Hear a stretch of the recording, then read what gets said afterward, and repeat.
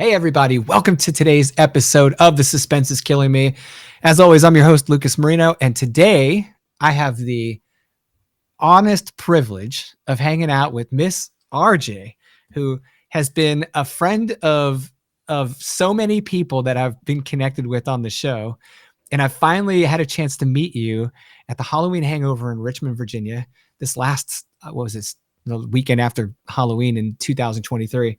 Mhm. And the minute we met, I was like, I love her. I've got to get you on the show. RJ, thank you so much for joining us. How are you? Oh, I'm good. Thank you for having me, Lucas. Because yeah, same. As soon as we started talking, I was like, oh my gosh, this is a kindred spirit. We have to hang out. So I Well, really thank you for inviting me. yes, ma'am. Yeah. And I mean, you have such an impressive background. We spoke quite a bit before we went live about all the great things you've got going on. I mean, your back catalog is amazing. So I'm going to go ahead and preface just like before we dive into any questions, I want everyone that's listening to this to go check out RJ's website. It's at ronajacksonjoseph.com, and go check out her Amazon author page. We'll talk a little bit about she's also writing a different genre, so make sure you get in the RJ, the RJ version, and Yes. and you'll be a very happy reader. And I would, you're an academic, you're a Uh-huh. writer, you've written. I'm going to call you prolific because you've written so many wonderful stories of various lengths. I mean, short fiction, novella, tons of anthology work. Mhm. I mean, you've got your own collection. We're going to cover all of it. But Okay. I just am excited to introduce you to the audience. Maybe I was the person that was standing there going, holy cow, I didn't realize you'd published this much. And most people are probably like, of course, dude, we already knew that. So I was floored. I love Ah, it. yeah. And so you've been up for a couple of Stoker Awards. I mean, you've got the whole deal. Yeah. So, and you've been with the HWA for a little while now. Yeah. Oh, sure. Yes. I've been a member of the HWA for several years now. I think that I actually had a membership before I was an active member, and then I kind of lapsed, as one does. And then you always come back because it's such a good such a good foundation, right? It's a Yeah. really good community. So um I have been involved with HWA, and it's been really exciting. I'm one of those kind of people that likes to do that background work. So I'll work on a committee, and I'll work on the past couple of years. I've worked on the Ann Radcon, which is the academic conference part of the StokerCon. And so I had the pleasure of working with Dr. Bridget Keown last year. So we're going to do that again for this year. Then we're going to come again for the next coming year. So, I mean, I just think that the HWA and what they offer is just really important for writers at every level. So I'm going to be there until I'm not. And then I'll probably still haunt them anyway. Well, you've got another quasi connection to the HWA because you're co-hosting the Genre Blackademia podcast, right? Did I get that right? Yeah. Uh-huh. Uh-huh. I was struggling beforehand. I was like, make sure I don't screw this up, and then I ended up doing it anyways. And that's with John Edward Lawson. Uh-huh. Yeah, so John and I go way back. We were friends forever, but he's brilliant. He and his wife Jennifer, they are wonderful. Working with them with the Raw Dog Screaming Press, with their publishing company. I mean, it's kind of I want to say it's like a family affair, right? But on the professional side, I mean, I adore their brains, and so when I'm talking to John, he has this way of digging into stuff like analysis and academic comparisons. And I'm just like, oh my gosh, you're brilliant. And so I'm so happy that he indulged me with the multiverse convention. So that's an annual convention going into its 6th year next year. Wow. And so I have been pulling together the academic track, the learn track for those academic presentations for all this time. And I get so excited when people like John will say, yes, I'll come and do a presentation.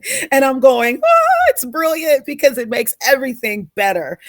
Just to see the thought process. So we were talking one day, and it was like, hey, we're always doing this. Like, we're literally in Twitter, the DMs kind of going, hey, what about this? And he's like going all deep into that. And I'm like, oh man. So he goes, we could we could do a podcast. And I thought, yes, we could do that. Do you know how to do that? Because I'm very not tech oriented at all. And I'm really excited about that because we get to go on and we get to chit chat about things through an academic lens. And we like to focus on not just Black experiences but also through other lenses of other marginalized people. And so, it's just a really fun time, like doing the thing that I love with a brain that I admire. Well, I love the premise of the podcast, and I'm gonna definitely check it out after this, because I was unaware of it until we met today, Mm-hmm. and now I'm really intrigued, because obviously I've not spent nearly as much time with Mr. Lawson as you have, Mm-hmm. but the time I have spent talking to him, I've just loved the conversations, and I can just imagine you two are just knocking it out of the park on there. So you guys go check it out. Make sure you guys go check out the podcasts, subscribe to it. I'll put a link to it in the show notes so that Okay, thank you you. guys don't have to go far to find it. And that's the Genre Blackademia podcast. Yes, you got it. And that's with John Edward Lawson, co-host of RJ. Yes. Who's Yeah, well, yeah, I'm the co-host to John, but yeah. It's okay. I tease him all the time. I'm happy with that. Very good, very good. So yeah, I warned you before we got on that I was going to ask you questions about how the heck you got here. Uh-huh. And one of my favorite parts of this show, honestly, and I've had a couple people say, "Why did you launch a podcast in the fiction space?" And I'm like, well, because it's very different than the ones I get to do in the nonfiction space. Yeah. Because I feel like in the fiction space, there's this natural desire from readers to want to connect with authors, not just their Mm-hmm. stories. And I've just find it so fascinating how people get where they are as artists, as professionals, all of the things, in this case, even as an academic. And I just cannot wait for people to learn a little bit more about how you got to writing this crazy stuff that you're putting out these days, right? I always get people go, I had no idea you wrote this stuff. I actually had a friend of mine say, dude, I didn't know you were this dark. you know Right. where did this come from? And I'm like, Yeah. that's been around a lot longer than you and I have, dude. Like, Yes. this was the stuff that started long ago, Uh-huh. and I had Uh-huh. to kind of shoulder it a little bit to get where I'm at now, so that I'd had the freedom to Yes. write. So, Yes. through that kind of, I guess you could say, isolated lens, I found that a lot of other authors are in a similar situation where they've always wanted to do what they're doing now, and now they're finally able to do it. So I'm fascinated by Mhm. how you get where you're going. So what was it like? What got you started in reading like suspenseful fiction, whether it be horror or thriller or just dark fiction, period? Like, what got you there? Were you young? Were you like a kid? I was totally a kid. I was super young. I grew up in this funny kind of household, and people always laugh when I tell them. But so first of all, I'm Gen X, and so I was a kid at a time when their cable was new. Yeah, you had the black and white TVs. Television used to actually go off at night, right? That's right. And so we read a lot in my house. We read a lot. My parents read a lot. We read a lot. And so my mama was a big comics book fan and comic books fan and romance reader. And then my dad was big on comics, but also like the science fiction, fantasy, horror. And so I also grew up Southern Baptist. So what that meant was that all the love stuff was hidden away from us. So all mama's books, they hid those, and nobody ever thought to hide my dad's books. So Stephen King was just laying around, Dean Koontz, John Saul, all this was just laying around. And I mean, of course, I picked it up. I remember I was just talking to my husband about this series of classics books for children. They all have the same cover, and I'm going to find those one day, but we had those at home. And so my favorites, of course, were the Poe collection of short stories. Yeah. I loved Little Women. And I love The Last of the Mohicans. But Poe is the one that I was always drawn to over and over again. And so I've always been very dark natured. I've always been that kid that goes, yeah, but what's in the shadows? But what's over there? Very inquisitive. And so horror just kind of was this natural place for that. Except, again, I'm a girl. I'm a Black girl, I'm a Black Southern girl. And Yeah. so it was hard to really embrace that though. So I Right. started publishing romance actually first, because although it wasn't the most desired thing for me to write, it was a lot better than me going, hey, I want to write this weird creepy stuff. And so I really kind of only published my horror very sparingly in my younger adult years. And then I went into an MFA program over at Seton Hill. And once I got there, I went in as a romance writer, and I fell in with the horror writing group. Like, this is just literally the people that I'm attracted to, who are attracted to Ah. me. And they were all like, are you sure you're not a horror writer? And I go, well, I mean, I try, but, and they're like, you're a horror writer. And so I came out of that program a much better romance writer and a much better horror writer. What I didn't expect, though, was the academic part, right? So, I mean, I've Mm. always been into the criticism, analysis type things, always excelled at English and writing and all this stuff. But once I came out of Seton Hill, I mean, of course, I met like Dr. Mike Arnzen, Dr. Nicole Peeler, a couple of other staff. There I was like, oh, I guess you could be an academic and also be this kind of creepy creative, but I don't Mhm. know. But that's them. I don't know that that would work. I don't know that I could do that. Like, I'm interested in this Black girl horror stuff, and I don't know. But then I met Dr. Kenitra Brooks in 2013 at the StokerCon in New Mm. Orleans, where we kind of just, our eyes met across the room, not a whole bunch of Black girls at these things. And we started talking, and I had no idea who she was until I went to Google her after. And then I fangirled the whole rest of the time.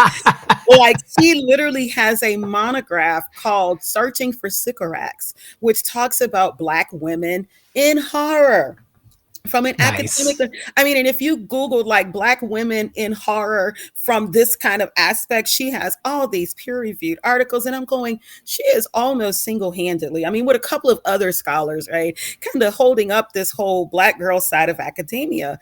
And so once I figured out this is a thing that I can do, like I can really do this, I just kind of fell right into that hole. So I tell people that I'm sort of an academic by accident, but it's something that I really really love, and apparently it's my niche. It's where I probably should be. So yeah, and so I just didn't stop writing. Like, I actually started sending stuff out, and like, there we go. So here we are, and I love it. I mean, so I mean, so you obviously you have an education in English. You're a Mhm, professor of English, and you did your MFA.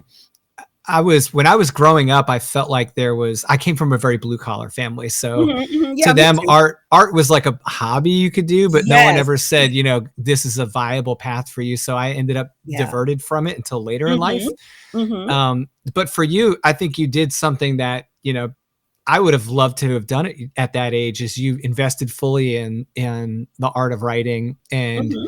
helping other people learn um, in their own quest for that kind of Yeah. exploration of their art. And I think that's awesome. So like, what led you to want to go into the academic side of English, even before you did the MFA, right? I mean, did you do your undergrad in English? I'm assuming. Well, I did my undergrad in interdisciplinary studies because Okay. I was that kid that was good at school, but I didn't really want to go to college. I know it sounds crazy.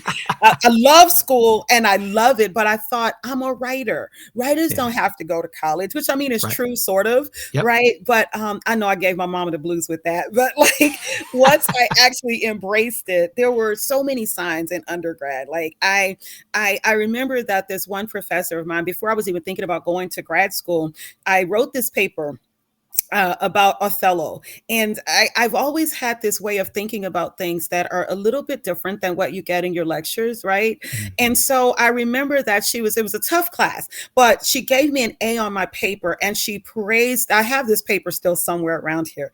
And she says, I just love how you're thinking outside. You're thinking deeper about this. You're thinking about Iago as a liminal character and this and that. Mhm. And I'm going, yeah, because that's what it looked like to me. And so she goes, if you're going to head to graduate school, please let me know. I would be happy to write a recommendation for you.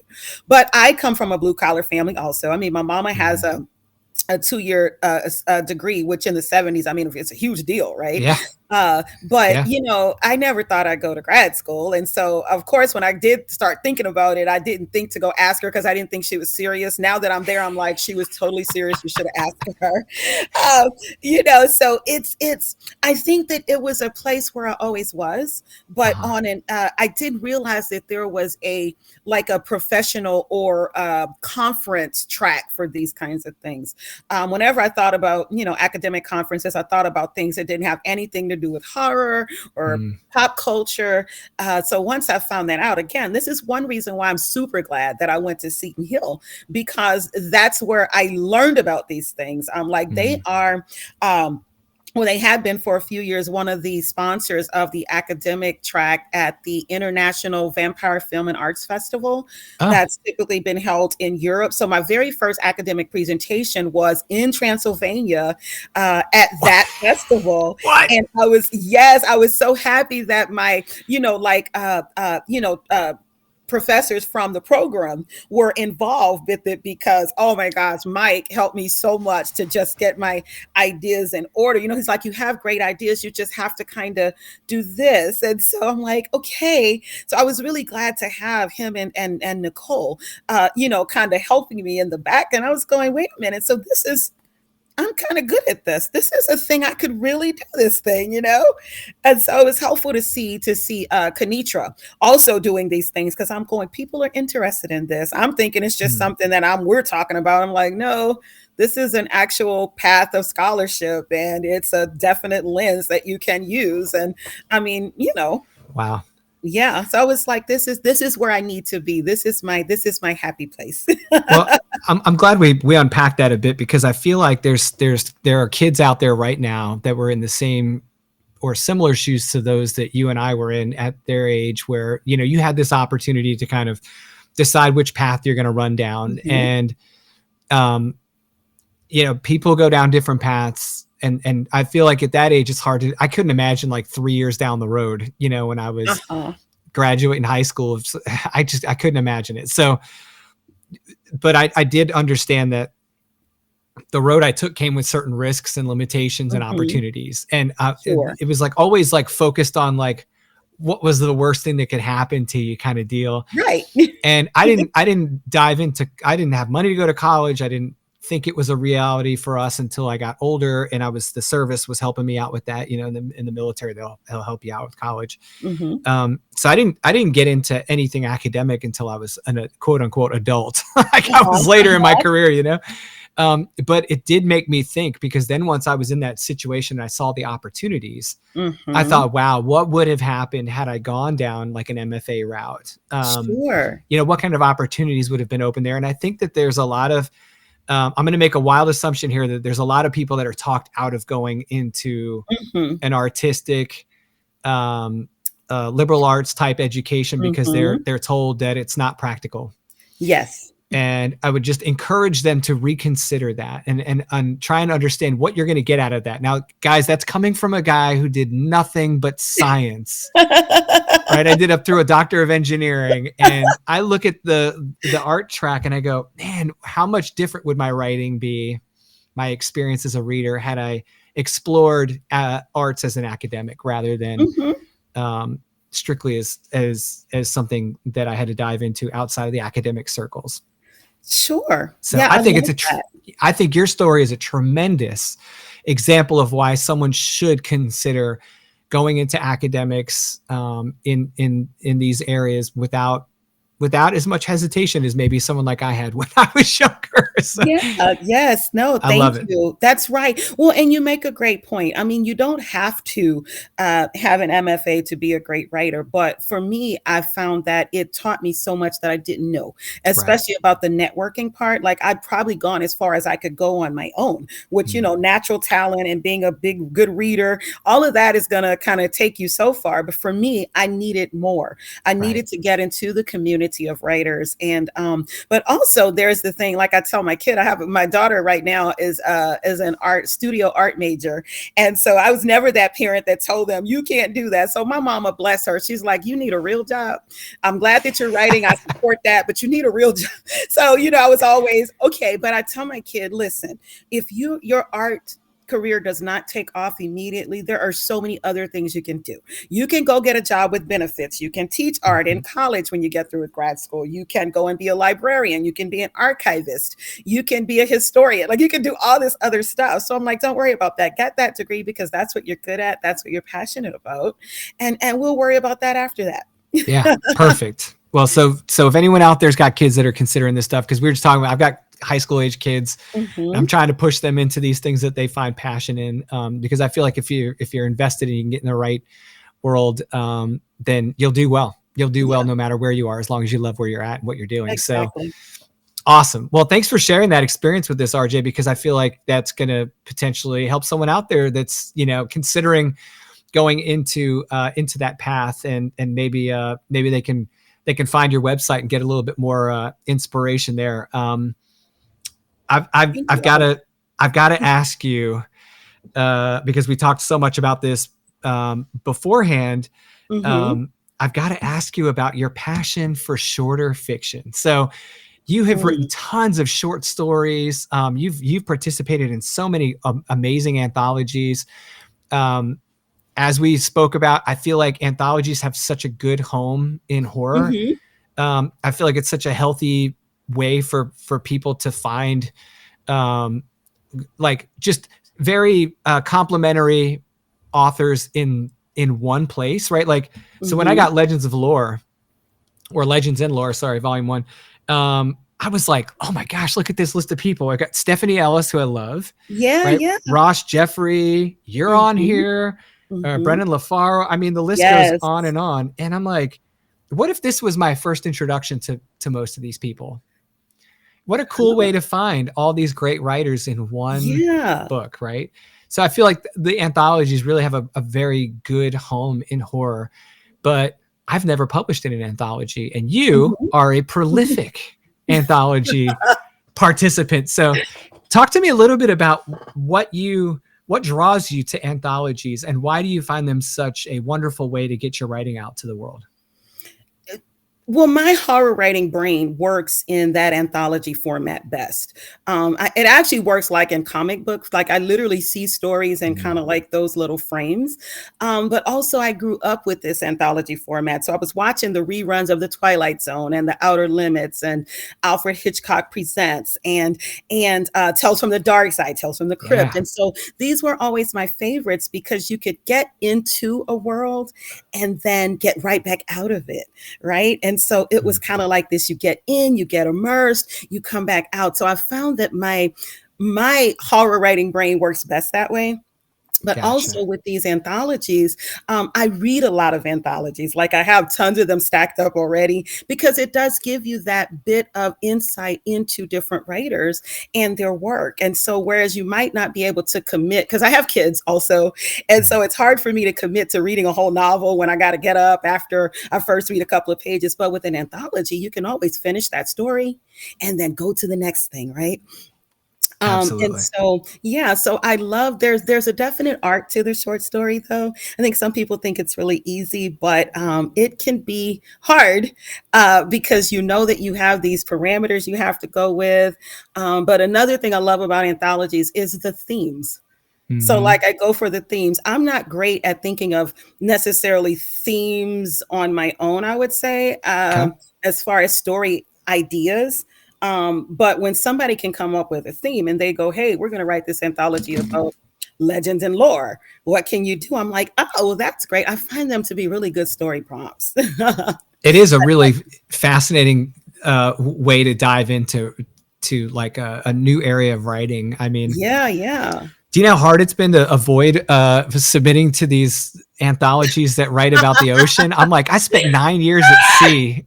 Yes, you have to do it. You're gonna have to do it. I'm dying to do it, and I'm like, I can't right now. I gotta focus, but like they keep coming around, and I'm like, oh, this is so good. One day. So I feel you on that pull, right? That magnetism toward that type of platform.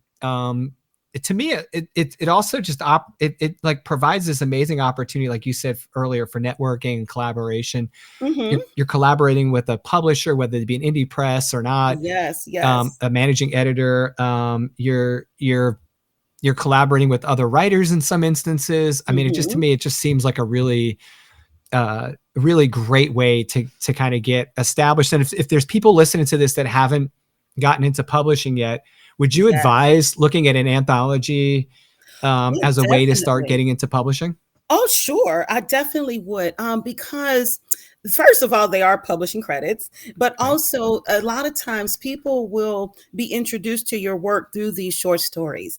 And so, they might not be willing to go and buy like a hardcover novel by somebody they've never heard of. But if they're going to get all these different stories in one book, I think that people are more willing to say, hey, I'll invest in that. Oh, I read this story by this person. Well, hey, let me go look for more of their work. So I think that it really works in that way. But also, I've met so many other writers Mm. that way, not just been introduced to their work because I'm a really prolific reader. And so, like we talked about before, like I read all kinds of stuff. So I'm always looking for new stuff to read. But I also have gotten into fellowship with those writers and those editors.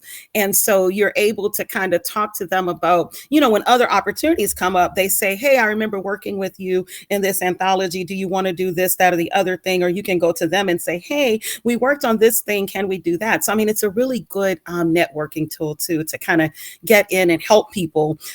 Because I'm also really, really good at I'm always game for like a charity Mm. anthology. For good charities, I'm like, cool, I have a talent that's writing. Let me donate my words. And so, I mean, that's really good also. I love that. I mean, it's a way to give back in a way that, is Yeah, structured, kind of very, exactly. yeah, and it's honest. Exactly. Exactly. It's honest. You have, I mean, I'm looking. So if you're watching this on Spotify or wherever, and you're seeing me look over, I'm literally scrolling through the pages of anthologies that RJ has published in. It's fascinating. Yeah, I they're mean, fun. you have definitely left a good imprint on the anthology space for horror. But Thank you you. you even take so an adaptation of kind of that same approach, but putting all of your work in one place is a Mhm. collection, right? So Yeah. you've put a collection together recently, Hell Hath No Sorrow Like a Woman Haunted, and that's a collection of your writings over the Uh-huh. last how many years? I mean, how long have you been collecting those stories? Oh, man. So those stories were, oh, like for a long time. Like It's like, I just, I was that person that it never really occurred to me that I could do that, like a collection. Like I just write the stories and I I asked Gabino Iglesias to be our keynote speaker at an academic conference that I was holding on my campus. And I was so excited that he came. I mean, of course, he spoke, blew it out of the water. But of course, Gabino being Gabino, he goes, okay, hey, so what are you working on now? And I mean, I dread that question because I'm always working on everything and nothing at one time. And so I said, oh, I don't know, maybe I'll put together a collection. Like I just saw that was a thing. And okay, so he goes, you should do that. And he literally was in my DMs ever so often saying, hey, sis, how's that collection coming? Right. And so I thought, okay, all I got to do is just like put them together. That's all I got to do. And then I had some new stories that had never published anywhere. And I thought, okay, so let's go ahead and send this out then. I guess that's what we should do. And I was really excited about the experience because it went in a way that I never would have expected. mm, Like I sent it out to a couple of publishers. Of course, well, one of them said they just didn't have the publishing space. And I was like, I get that. These are small presses. The one that ended up taking it, the Seventh Terrace, I think I sent it to three places. Oh gosh, Sarah over there, they are wonderful. And I mean, she emailed me like, I promise I just sent it. And she emailed me in this ungodly short time and goes, hey, please consider this shortlisted. I'm loving it. I'm three stories in already. And I mean, she talked to her publishing partner. I mean, that thing went from reading it to acceptance so fast. And I wow. said, oh, and then working with them with the editing process was perfect. Because Sarah has a really good eye, a very good editorial eye, for things that we miss ourselves. And Mm, so, I mean, it was an experience that again, things happen to me that I feel like are kind of accidental, but they're not accidental. They are the way things should have been. Right. And so I'm thankful. It wouldn't have happened without Gabino. I never would have even pulled it together in the first place. I mean, and so now here I am. I'm sitting on a whole second collection that I'm just like, oh, maybe I'll shop it around in the next year, because I have all these stories, and I'm like, okay, you should do something with those. So that might be a thing you can do. Okay. I I love it, and I love the concept because it's true to your passion and the themes with which you kind of have introduced your work in the past, especially Yeah. your passion for highlighting the world of Black women in horror. Mhm. And this collection, I mean, at least from the book description and what I've gleaned from the places I've seen it, really kind of dives into. It's not like a single. Okay, so let me just pull this thread a little bit. A lot of times when people put together a theme around a a character, like I'm gonna highlight a Black mothers, for example, Mhm. right? How big they make the world of those characters in those books is completely at the whim of the author, right? Mhm. They can keep it narrow. They can run another theme right through the center of it, and they don't deviate from that. And the Mhm. character kind of just serves the theme. But for yours, I love that you have like all these different layers of these characters in this collection. Was that something you planned, or was that something that you noticed once you pulled all the stories together? You were like, oh wow, look at this! Like there's all these different perspectives on Black women in these tales. Well, I generally write focusing on Black female experiences, Mhm. and so before I actually pulled the collection together, I purposefully had done that. What I Mhm. did not realize was that in doing so, I actually was coalescing around certain things, right? And so once I saw all the stories together, it was almost like this gut punch, but also this idea Mhm. of my own traumas being laid bare, right? Like that editorial process. I mean, it's great. Sarah's wonderful, but I remember the whole time I'm sitting there with a glass of wine going, okay, you got to get ready for this, because I had not really thought of them all together so much as I thought of them singly. Um, but those are ones that the theme matched. Like these were all haunted women. Either they were haunting themselves, they were haunting other people, or they were being haunted. And so it's kind of one of those things that once you put it all together, you go, yeah, this is sort of a roadmap. I think that it also helps that we don't always get to see the experiences of Black women in horror Mhm. either. And Right. so I was able to kind of play around with that a lot, because I'm like, well, we don't have this just in big numbers. So you can kind of play around with those things a little bit. So that was really fun.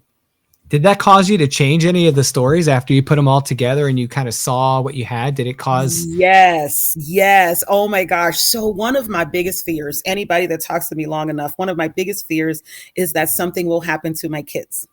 Right. And I know that, like, I'm self-aware enough to understand that, but once I saw the stories all together, Sarah was the one who pointed out to me. She says, hey, this one talked about the sick kid, this one also did, you might want to kind of change that up a little bit. And I was like, oh, okay, because that is one of my biggest fears. And so I did have to change that a little bit. Because so many of the stories kind of were, a couple, two, three of them were focusing on that. So I did have to change a couple of them in that way, because again, I didn't realize it until looking at it. It was like, oh no, this is my nightmare, just all the way from A to Z right there in front of me. Mhm. Yeah. I mean, I guess this is kind of. I mean, I'm happy to hear that you saw that, because Uh-huh. when I read grief horror that I write or that someone else writes, um, I'm hypersensitive to finding the trigger that Yes. this person's really tapping into, because you have these overarching themes like death, and then you have Yes. a lower level of that. It's like, well, who? Right. Sometimes it's the parents die, or it could be a Mhm. child, it could be a relative, a lover, it could be any of these things. And I think the grief process is as common as it changes based on the Yeah, relationship that you have with certain people. absolutely. Um, and it also changes depending on who you are. And I think Yes. that's one of the cool things about this story for me would be fresh take on that kind of bend is I've never read that through the lens of a Black female, like a Black Mm-hmm. woman. So Mm-hmm. that is a really that's a really strong pull on that collection to showcase something unique. Uh, Yeah. Thank you. I can't wait to read it. So I also love the fact that you have all these stories just ready to rock. Yes. Oh my gosh. Yes. So yes. I mean, there was when you write them all. I mean, I really just didn't think about that. Like in my Yeah. mind, I thought we're just going to write the stories and they're just going to live where they live. And then I thought, wait a minute, though. But you buy collections. You buy collections by other writers. Like, why wouldn't you put out a collection of your own? Like, it was literally one of those light bulb moments where I go, okay. So then when I say it to Gabino, apparently he already knew it was a thing, right? Because he's already had collections out. And so I think that it was just the idea of, oh, this is another thing that I could do. I mean, I have all these stories, and they all do fit kind of an overarching theme, right? So like it's not, you can't just take everything and just throw it all in the book. There were some that I left out because I don't think that they quite fit underneath that banner. And so yeah, so I just hold them over and I go, oh, I actually have two folders on my computer right now: story collection 2, story collection 3. And I'm like, oh, okay, at some point we're gonna have to kind of start thinking about that, pulling that together. So for all the readers that are listening to this, get excited because there's a whole pile of stories just waiting in the hopper that'll eventually be dropped in our laps in another wonderful collection. And if you're a writer, that is a license to think a little bit more freely, because I feel like oftentimes I'm so focused on getting like getting this thing just this way. I have to build this world right this way. And Mhm, I have to mhm. immediately think about how it's going to get out there. And I'm writing because people are going to pick up this book in X number of months. And it's a little bit more, you have some freedom when you can say, I don't have to publish this right now. This doesn't Mhm. have to be a, a trilogy. This doesn't have to be a Right, novel. This can be a right. short story that, finds its legs when it needs them. Exactly. I love it. That's exactly it. See, you're motivating me to reconsider how I write. So I noticed on here that you've participated in Beneath, which is 100-word horror, Mhm. and it's an anthology of dark microfiction. And it was edited by our mutual friend Antonia Rachel Ward. Uh-huh. Ghost Orchid Press anthology, Yeah. really cool. I am completely catching you off guard with this question, by the way. We're diving down to a level of short fiction that is really interesting. Okay. Uh-huh. 100-word horror. Like, Yes. how do you do it? I've tried. It's so difficult. It is really hard. You know what helped me with those though, because I also had a piece in there, one about a rock star. I think it was called, or rock, something about rock and roll. And Twitter helped me immensely Really? with having that character, that word count, right? So I'm like, oh, so I can only do this in this many words. Well, if I can write a tweet, then sure, because it took me forever to learn how to thread those, right? So I'm like, oh, well, if I could do that, maybe I can try this story this way. They never come out exactly at 100 words, right? I start Right. with this process. I mean, I have Microsoft Word open, I have the word counter open, and then I kind of just do this thing, and I look and see how close to 100 words did I get, right? And then I go, okay, is it over?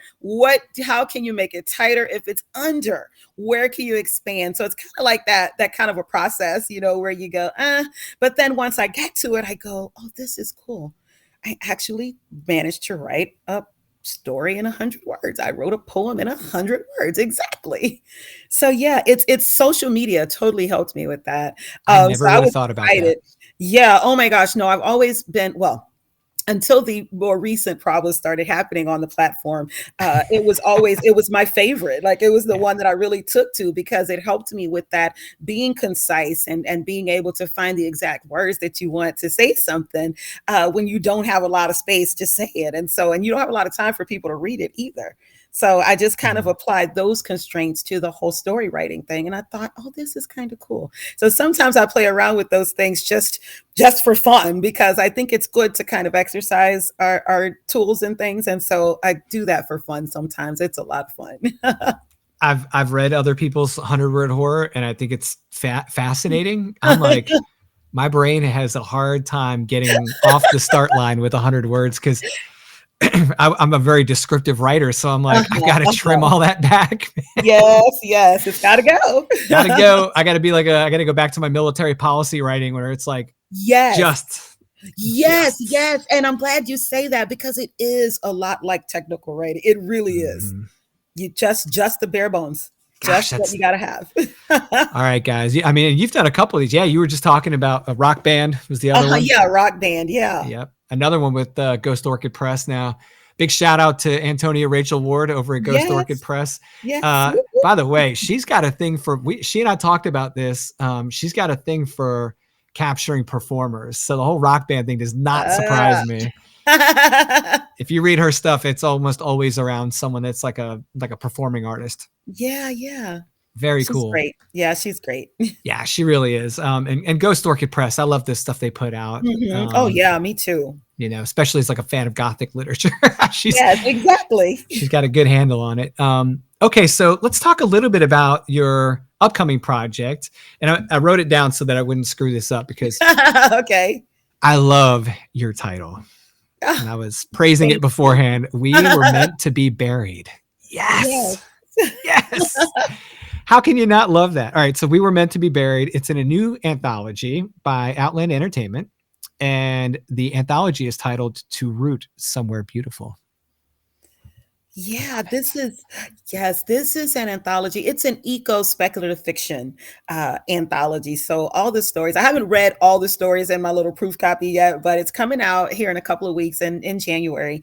And it was edited by Lauren Davila. And I really enjoy working with her because she also has a really good editorial eye. Uh, and this collection, I'm really excited. Or this anthology, I'm really excited about, because these are eco stories. So these are all stories about reclamation and nature rebounding. And so I can't wait to get I get the proof copies, but I always order a copy too. And I'm like, I just want to hold it in my hands so that I can look at it. So I'm really excited about that one coming up. I think it's really timely, but also the cover is just gorgeous. I mean, so all the work that went into it is just wonderful. So I'm excited about that. So for people that are prospective readers of the anthology and particularly your story, can you, without giving spoilers, can you tell me a little bit about the premise of We Were Meant to Be Buried? Yeah, so I my stories are inspired by just crazy things. And You're safe one here. yeah, so one year I was on a StokerCon panel that was on the virtual side, and we were talking about liminal spaces, I think. And I started going off on this little tangent about this thing that had happened. Because now this really happened. Okay. So when I was younger, I used to live in an apartment in inner city Houston, which is kind of a weird thing because it's close to the museum district, but it's also really close to downtown. And so they renamed it the Museum District. So once they did this, they started that whole gentrification process, right? And Mm-hmm. so there was this huge white building at the end of the street from my apartment that they tore down. Well, when they tore down this building, the neighborhood became infested with rats, which is, I know it sounds crazy, but like they were literal rats. Like just actually, I mean, I had just had my oldest son. We were in this little like studio apartment, and one of them had managed to break in, and oh my gosh, it was a whole thing. My landlady was like, she's giving me these little sticks, and she's saying, "Just hit them with this," and I'm like, "No, I don't want any parts of it." And she talks about we can put out poison. I thought, no, and so it was just terrifying to me. And so my sister lived on the same street in a different apartment complex, and it all of us, the whole neighborhood was inundated with these things. And Wow. I remember thinking, this is terrifying, but what was that building? So for years, I still don't know to this day what the building was, but this story came from that. And so so several people on the panel were like, you have to write the rat story. And so when this one was coming out, I told them, hey, remember that? I was talking about that thing. There's the rat story. So, I mean, of course, I've changed up some stuff and embellished, but that was the root of the story. I still wish I knew what that building was because that was so weird to me. Like, I'm That's like, so fascinating. how could it have that many rats? And I'm talking like rats, like weird rats, and like they were weird colors. And I'm going, what in the world is going on here? It was terrifying. Oh, it was terrifying. I love it. It's so crazy, right? It's like, yes, it's so crazy. So yeah, that is my fictitious rendition of these happenings. yeah, you disturb the natural habitat of these rats. Exactly. Exactly. So what's going to happen then? They'll find a way. They'll find a way. Well, I love that teaser because that is, I can just see that. Obviously, it happened. I can see that Yes, happening and yes, being like, you're almost like a quasi victim in that case because you had absolutely nothing to do with the cause of this. But yes. you know, when I was a kid, I grew up in New York City, and we had obviously roaches are a thing there. Yeah. And it's still to this day, my mom likes to tell stories about how like there was a roach in one of our bedrooms and it was like casting a shadow. It was so big. Yeah, exactly. Oh my gosh. Same here in Texas. Yes. Yeah. But all I kept thinking about hearing about all that stuff is like we were victims of other people's nastiness, because Yes. like, Yes. they created these environments where Yes. these things flourish. And then you're just like, trying to live your life, man. And you got to deal with it. Exactly. And you got to It's deal with that crazy stuff. stuff. Yes. So that's fascinating. Now, how long did you write the story for the anthology, or did you already have it written before the anthology? I wrote the story for the anthology. Okay. So Lauren reached out and she says, hey, I have this anthology coming out. Would you like to send something? And I thought, I know exactly what I should send. Yes, I would definitely love to do this. And so I finally wrote it up. But stories live in my head forever. They do live in my head just constantly. And so, by the time I get the opportunity to write them, sometimes it's for something, other times it's just, that I can finally have a chance to write it. But I was Right. really glad that she asked me at that time because I was like, I actually have an idea. Yes, this story needs to be written. Let's put it there. That's crazy. Now I'm going to ask a question that might be a little naive of me to ask, based on your previous works and this anthology. Were you able to pull like, is the main character a Black woman? She's a Black girl, so she's Okay. a Black prepubescent girl. Yeah. So So yes, are you be able to? I mean, that changes the story. I mean, because sure. I mean, so to me, it's a great opportunity to kind of highlight the what honestly happens in so many of these cases, just like it did in your Yes. case. Yes. Exactly. Um, That's exactly it. That's exactly my idea. I was in DC when they gentrified Southeast DC Mhm. to build the new stadiums, and Yes. Yes. a lot of what they were doing was to increase the revenue for the city. Like, hey, we're gonna rejuvenate this whole area of DC, which is falling apart. But I came in there after the building, and during like you could see the remnants of what had happened with the gentrification, where they had Yes. basically pushed all the lower income housing out of that area of DC and up into Maryland. Exactly. Exactly. And it's like, well, you can have all the problems that we just Right. removed. Right. And when I say problems, I mean like crime, Sure. drugs, Overcrowding. Yes. overcrowding, Poor all of it. drainage. Yeah. All that. Yeah, Uh-huh. all of it amplified by the gentrification.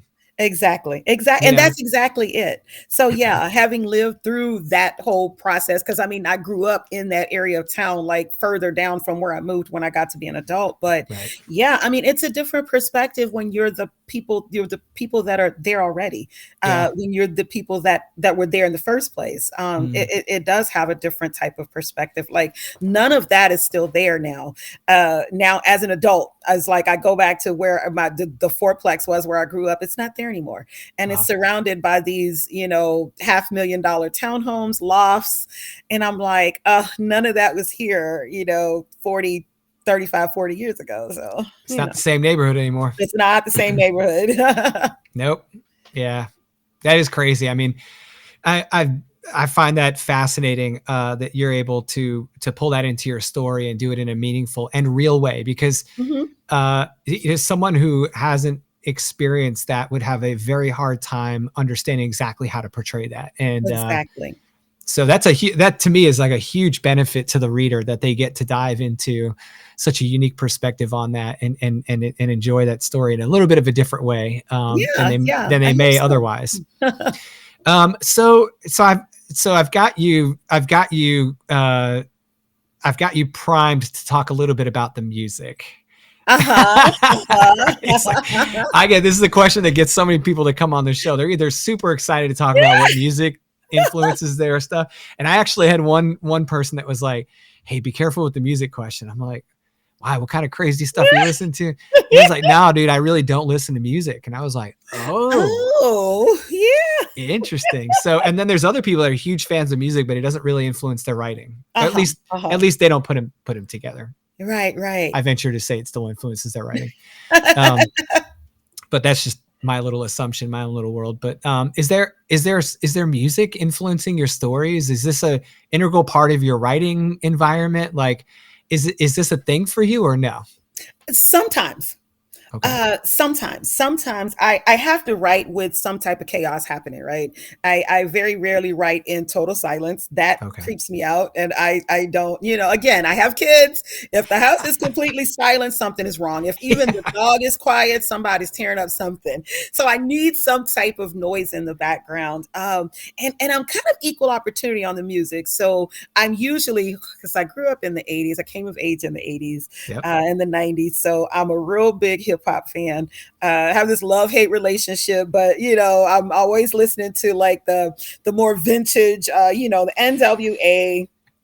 I listen to a lot of like Marvin Gaye, a lot of, and I hate to sound like that old lady yelling at clouds, rah, rah, rah. But I mean, I really am drawn to, for writing, I'm drawn to music that tells a story. So like I'm listening to these rap lyrics that are really stories and spoken word. And I'm like, okay. And you're talking about wanting to do better. You're talking about wanting to get out. You're talking about community. And so it's a real, those are some ideas that I like pulling from there. It's just the idea of community. We need to help each other. Nobody is an island. And I'm a big hippie. And so all of that, all the music from like the civil rights era, the 60s and the 70s, I'm just like, yeah, power to the people. Okay, yay. Yes, oh, girl power, yeah, all this kind of stuff. So I do like to listen to those upbeat kind of, hey, this is our community. We got to do this to be better. And, so if I'm listening to music, it's probably that. Gotcha. Although I did just start, I just finished a series of writing play dates with Elle Marie Wood. And she totally did it for me because she writes so fast. I'm the one that has to find time to sit down. So we did this series of writing dates. And so she was playing soca music while we were writing. And I thought, I love soca music. I never would have thought to play it while I'm writing, but this is cool. So I have a new favorite because I do love soca music. But while I'm writing, I'm kind of like, okay, this will work. Wow, that's fast. I love this. I've never written soca music. Yeah. Oh my gosh, it is so empowered. It's almost like it puts me in mind of because my ex-husband's family is Trinidadian, West Indian, and so they introduced me to soca music. Love it. Yes, I love it. And so the thing about it though is it does make you feel like you're almost at a resort. So you kind of lean in, but not really. So it's not distracting enough that you want to just all out party, but you can kind of vibe with it while you're still typing. It's very unobtrusive. I love that. That's awesome. Yeah, you kind of caught me a little bit on that one. I was expecting some darker music. No, the darkness is all in here. It's all in my There you head. go. Yeah, like it completely changes the way my brain's working when I'm writing, depending on what I'm listening to. And I've been Yeah, yeah. real funny about selecting certain types of music for certain work because I feel like it just kind of pulls the story out of you. Uh-huh. Yeah. So that's great. Yeah, you know what? I'm gonna have to try writing to Marvin Gaye too because I haven't really written anything to Yes. Marvin Gaye, Oh and I my love Marvin gosh. Gaye. It is wonderful. I mean, when you think about all that and this Donny Hathaway, and they're talking about all these great things we can all do, it's like, yay, we can. That's right. That's right. All right. Well, then, so this is a natural progression from the topic of the music Hmm. and the style of books you've been writing. I mean, I feel like we learn a lot about ourselves in the process of creating different Hmm. things, right? Whether it be launching a business or creating art or whatever. Anytime you're creating something from nothing, you learn a tremendous amount about yourself. And Hmm.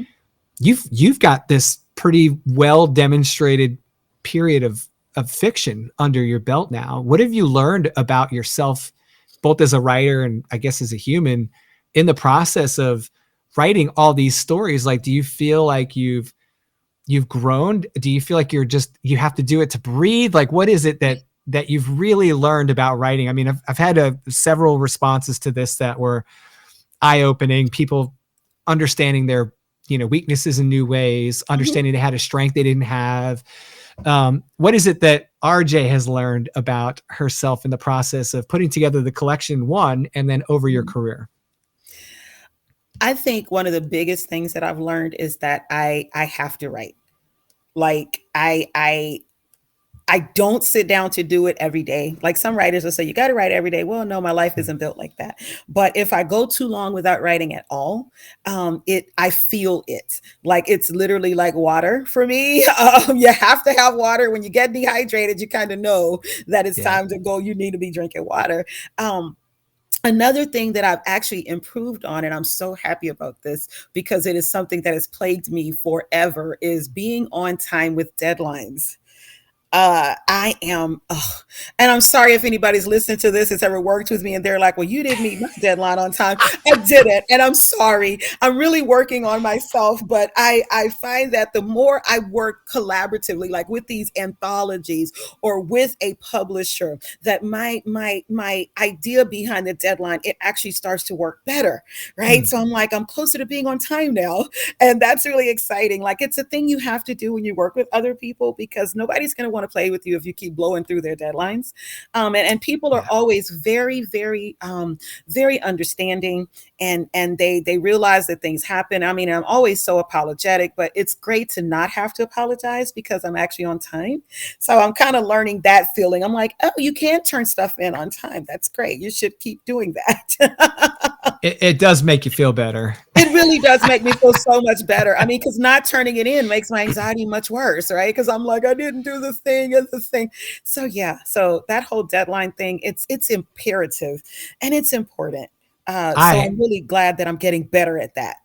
I'm notoriously promoting working with other people for that reason. I don't care if it's Yes. like an editor that you have, a book Right, coach, right. somebody has to be Yes. waiting on me. Yes. Well, and that's exactly it. I learned that about myself. If it's Yeah. something I'm just doing for me, I will put it off and put it off. But if it's for somebody else, like those writing play dates with Lisa, they worked very well because she knew that I wouldn't let her down, right? Like left to Mhm. me, I'd go, oh, I'm not going to feel like it. But me sitting there thinking about her being on, I was like, oh, let me get up, let me go on. And so it's you have to be self-aware. That is actually how I operate best. If it's for somebody else, I'm more likely to get it done. So Fascinating. I need to do more of that. I love it. I love it. And you're doing this along with your academic career. Hmm. Um, there's no stopping you, RJ. You're Ah, rolling. Look at you. thank I you. love it. Yes. I love it. And because you've chosen to publish with so many anthologies, and because you love the shorter fiction, you've got this freedom to bend, to explore, to go to these new Yeah. places. I hope that is inspiring some people that may feel like they need a little bit of that to help shake the tree for them as a writer. I love it. You set such a great example for other writers in this space, not just in horror. I mean, in any genre that's considering how to kind of follow that path. And I've just been so looking forward to this conversation because of this. Thank I got to you. ask you though, you know, someone of your accomplishments and caliber, and being such an avid reader, I know you got some good stuff on your list right now that you're reading. And I'm totally putting RJ on the. I'm going to talk a little bit longer just to give you a chance to think through this, but like, Uh-huh. are there any people you're reading right now that you may want to share with the audience, or have you read anything like in the last couple months, year, whatever, that just like jumps out at you as like a must read for other people? What do you got? What can you share with me? Well, okay, it's really funny. I always have a huge stack of books that I have to read because I just love books. My daughter, art kid, drugged me out to the bookstore today and she goes, "Mommy, are you buying books?" And I said, "No, but I bought 3 books." So I am super excited to read The Reformatory by Tananarive Due, which is in my Yes. bag. I also got What Kind of Mother by Clay McLeod, is it? Yep. Yeah, And Chapman. and then I got The Haunting of Alejandra by V. Castro. So these are, yes, yes. So these are all writers that I enjoy. I've read other works of theirs and that I love. I mean, they're some of my absolute favorites, and so I took advantage of going to get the hardcovers today, especially since they were on sale. And so I'm looking forward to reading those, especially The Reformatory. I'm hearing so many good things about that. Yes. And Tanana do actually put out a short story collection like in the summertime this year too. So I feel like we've gotten a big treat by getting 2 releases by her in the same year. Yeah, I picked up the book in audiobook format just because I've I've got so much going on, and it popped right up in my Audible account. And I'm like, Uh-huh. oh, I've been dying to Yes. read this story. I'm like, I'm going to buy the audiobook and then I'm going to go buy the hardcover. Yes, I knew So, that. cause it sounds amazing. And like you said, I've heard nothing but fantastic praise for that Yes, story. wonderful stuff. Yeah. Yeah, very good. Well, thank you for sharing those 3 recommendations with us. And I can't wait to see your posts about them on social media. Where can people find you? Where's the best place to connect with you?